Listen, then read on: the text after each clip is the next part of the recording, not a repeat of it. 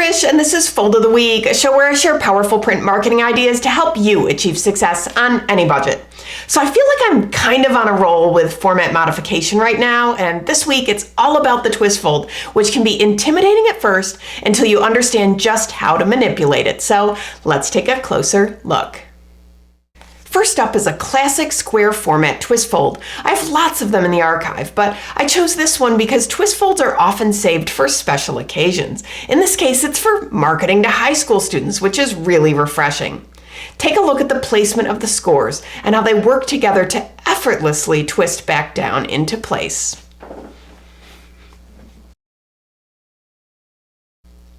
Next up is a rectangular version of the classic twist. It's the exact same folding style, just not square, which is awesome because if you can get out of square mail, you can get out of the non-machinable surcharge on the postage. Great design modification and a really nice touch with the gold foil stamping on this one.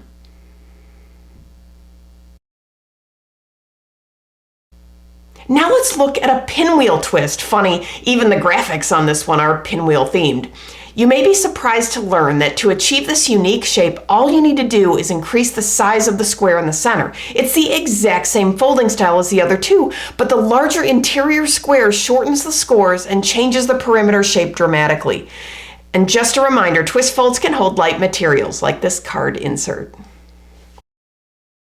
So let's bring all three back and compare. Sorry, a little tough to get everything into view with my overhead camera, but look at how the first two samples have the same center square and the same vertical measurement, but sample number 2 is just wider left and right than sample 1. Bringing back the pinwheel version and comparing it with sample 1, you can see that the center square on the pinwheel is much larger, but otherwise they're both very similar.